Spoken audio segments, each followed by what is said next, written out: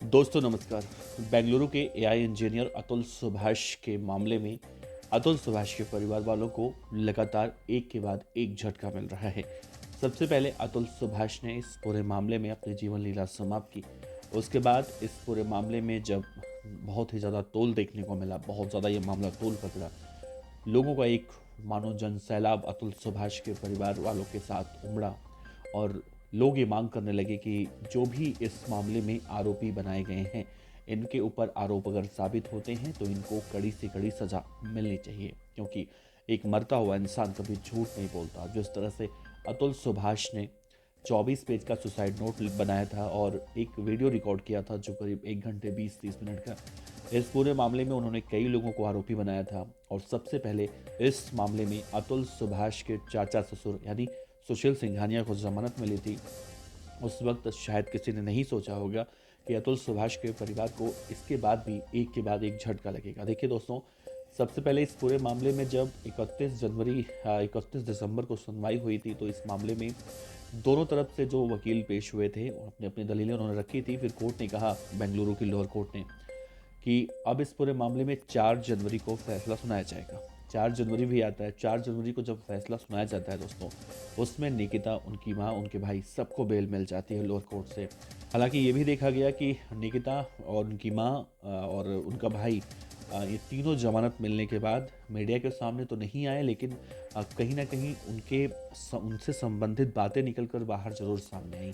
और आज देखिए, जब इस पूरे मामले में सुप्रीम कोर्ट में सुनवाई थी, तो आज सुप्रीम कोर्ट ने इस पूरे मामले की सुनवाई करने से ही मना कर दिया। सुप्रीम कोर्ट ने कहा कि बच्चे के लिए दादा दादी या फिर नाना नानी या जो भी इस तरह के करीबी लोग हैं, वो अजनबी होते हैं। सबसे पहले जब पति पत्नी में विवाद होता है, तलाक होता है, तो उसमें देखा जाता है बच्चे की कस्टडी सबसे पहले माँ के पास। माँ अगर नहीं है, किसी भी वजह से वो नहीं है या बच्चे की पहुंच वहाँ तक नहीं है, तो बच्चे की कस्टडी उसके पिता को सौंपी जाती है। और अगर बच्चा ये दोनों नहीं हैं, तो ही उस केस में बच्चे की कस्टडी बच्चे के दादा दादी या फिर जो पास के रिलेटिव होते हैं उन्हें दी जाती है। इस पूरे मामले में सुप्रीम कोर्ट ने साफ तौर से आज एक और झटका देते हुए अतुल सुभाष के परिवार वालों से कहा है कि हैबियस कॉर्पस के मामले की सुनवाई होती ही नहीं। दरअसल इस पूरे मामले में जब याचिका हैबियस कॉर्पस पर लगाई गई थी, तो उस वक्त निकिता सिंघानिया जेल में बंद थी, कस्टडी में थी। और सुप्रीम कोर्ट का ये मानना है, ये कहना है कि निकिता सिंघानिया उस वक्त जब जेल में थी, यानी बच्चे के आगे पीछे कोई नहीं था, तो सुप्रीम कोर्ट ने तीनों राज्यों की पुलिस को नोटिस दिया था कि भाई बच्चे को खोज कर कहीं से लाया जाए। अब ऐसे में जब निकिता सिंघानिया की जमानत हो चुकी है, बच्चा जो उनका फरीदाबाद के एक बोर्डिंग स्कूल में पढ़ा करता था, वहाँ से वो बच्चे को लेकर आ चुकी हैं। और अब यानी कि बच्चा देखा जाए तो अपनी माँ के पास है, यानी निकिता सिंघानिया के पास है। तो ऐसे में इस पूरे मामले में सुप्रीम कोर्ट ने कहा है कि बंदी अभिरक्षण का कोई मामला बनता ही नहीं है, यानी बच्चा अपने माँ के पास है। जैसा मैंने जिक्र किया, इस पूरे मामले में अतुल सुभाष के ही परिवार वालों को झटका लग रहा है।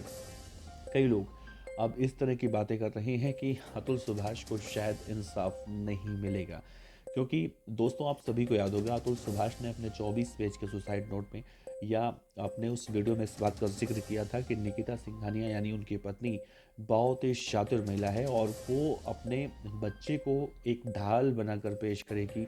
ऐसा अतुल सुभाष ने अपने वीडियो में भी कहा था, और ऐसा अतुल सुभाष के छोटे भाई विकास ने भी कहा था कि उनके भाई को जिस बात का डर था वही हुआ। बच्चे को ढाल बनाकर उनकी भाभी या निकिता सिंघानिया पेश कर रही हैं, और लोअर कोर्ट ने उन्हें जमानत दी है और अब उसी को आधार बनाकर आगे की सभी कार्रवाइयाँ की जा रही हैं।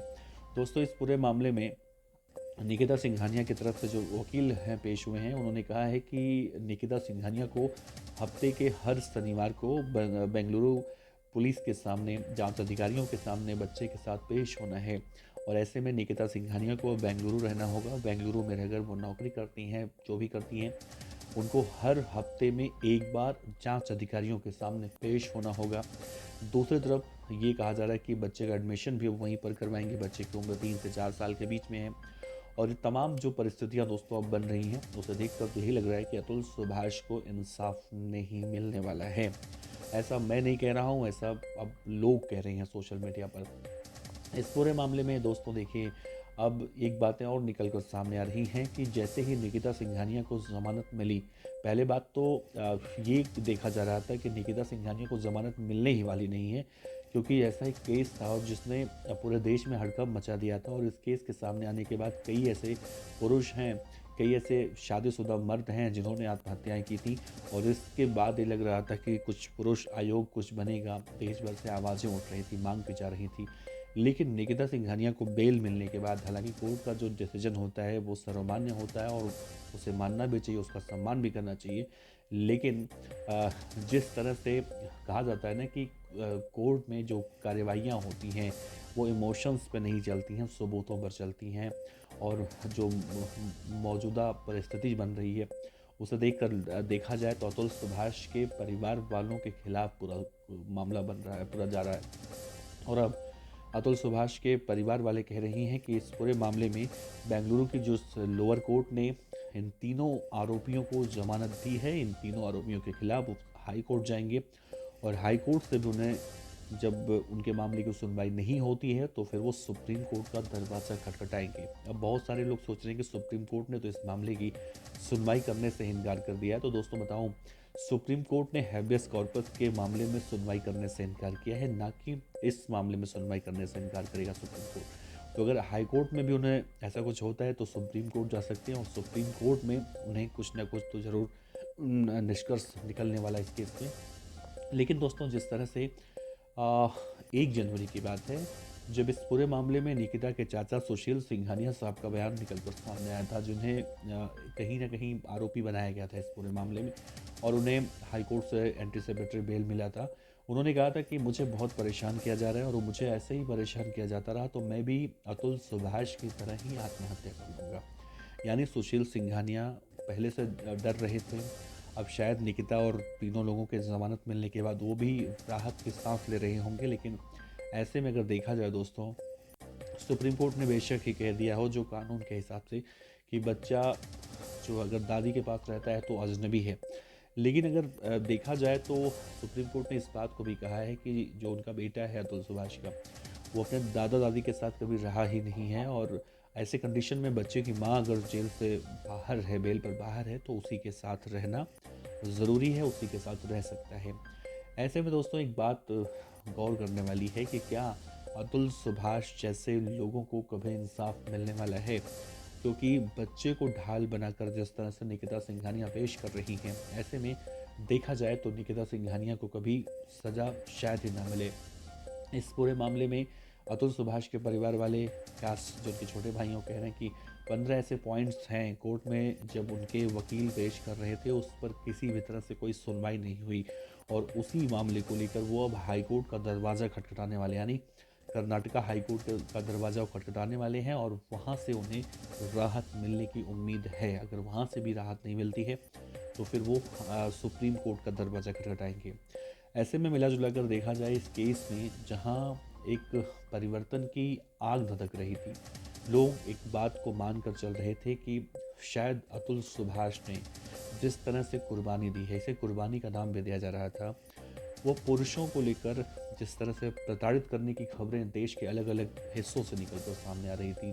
अतुल सुभाष के जाने के बाद न जाने कितने ऐसे पुरुष हैं जिन्होंने अपनी पत्नियों पर आरोप लगाकर अपने जीवन लीला को खत्म कर ली। तो इन सब केस में अतुल सुभाष के केस की सुनवाई के बाद ज़रूर गिरावट देखने को मिलेगी। लेकिन दोस्तों ऐसा हुआ नहीं। ऐसा इसलिए भी नहीं हुआ क्योंकि इन तीनों को ज़मानत मिलने के बाद लोगों का मनोबल और भी ज़्यादा टूट गया। ख़ास तौर से पुरुष जो इस तरह से पीड़ित होकर, परेशान होकर इस तरह से कदम उठाने की सोचता है या सोच चुका है। तो ऐसे में फ़िलहाल आगे जो रास्ता बचता है वो रास्ता यही है, वो अभी हाई कोर्ट के बाद सुप्रीम कोर्ट और सुप्रीम कोर्ट में भी अलग अलग दाव पेच हैं जिन्हें अतुल सुभाष अपने उनके परिवार वाले अपनी जो आरोपी है बहू, उसको सज़ा दिलवाने के लिए कर सकते हैं। लेकिन मिला जुला कर देखा जाए तो अभी इस पूरे मामले में अतुल सुभाष को लेकर इंसाफ दिलाने की जो बातें कही जा रही थी वो कहीं से भी सच साबित होती नहीं दिखाई दे रही हैं।